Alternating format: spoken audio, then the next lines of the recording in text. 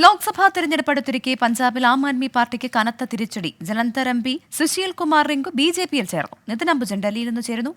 നിതിൻ, തെരഞ്ഞെടുപ്പ് കാലമാണ്, പാർട്ടി മാറുന്നത് അത്ര പുതിയ വാർത്തയല്ല. പക്ഷേ ഈ പഞ്ചാബിൽ അത് ഏത് തരത്തിലായിരിക്കും AAPയെ ബാധിക്കുക?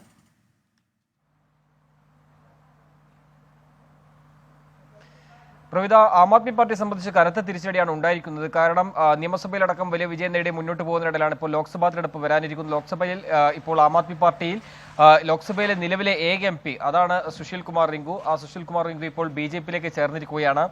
ജലന്ധറിൽ നിന്നുള്ള MP ആണ്. കഴിഞ്ഞ ലോക്സഭാ ഉപതെരഞ്ഞെടുപ്പിലാണ് ജലന്ധറിൽ നിന്ന് 60,000 വോട്ടിന്റെ ഭൂരിപക്ഷത്തിൽ വിജയിച്ചത്. അതോടൊപ്പം തന്നെ ജലന്ധർ വെസ്റ്റിലെ MLA ആയ ശീതൽ അങ്കുറായും ഇപ്പോൾ BJPയിലേക്ക് ചേർന്നിരിക്കുകയാണ്. ഇന്ന് BJP ദേശീയ ആസ്ഥാനത്ത് വെച്ച് നടന്ന ചടങ്ങിൽ BJPയുടെ പഞ്ചാബ് അധ്യക്ഷൻ സുനിൽ ജാഖറും അതോടൊപ്പം തന്നെ മറ്റ് കേന്ദ്ര നേതാക്കളും അംഗത്വം നൽകി സ്വീകരിച്ചു. ഏതായാലും വരാനിരിക്കുന്ന ലോക്സഭാ തെരഞ്ഞെടുപ്പിൽ ജലന്ധറിൽ നിന്ന് റിംഗു തന്നെ സ്ഥാനാർത്ഥിയെ ഉണ്ടാകുമെന്നാണ് ഇപ്പോൾ BJP കേന്ദ്രം നൽകുന്ന വിവരം. ഏതായാലും വലിയ തരത്തിലൊരു നീക്കങ്ങൾ BJPയുടെ ഭാഗത്തുനിന്ന് ഇപ്പോൾ പഞ്ചാബ് കേന്ദ്രീകരിച്ച് നടക്കുന്നുണ്ട്. കാരണം അരവിന്ദ് കെജ്രിവാളിന്റെ അറസ്റ്റ് അടക്കമെല്ലാം തന്നെ ചർച്ച ചെയ്യുന്ന ഒരു തെരഞ്ഞെടുപ്പിൽ സ്വാഭാവികമായിട്ട് പഞ്ചാബിൽ തന്നെ ആം ആദ്മി പാർട്ടിക്ക് തിരിച്ചടി നൽകാനാണ് ഇപ്പോൾ BJPയുടെ നീക്കം. അതിന്റെ ഭാഗമായാണ് ആം ആദ്മി പാർട്ടിയിൽ കൂടുതൽ നേതാക്കളെ BJPയിലേക്ക് എത്തിക്കാനുള്ള ശ്രമം തുടരുന്നത്.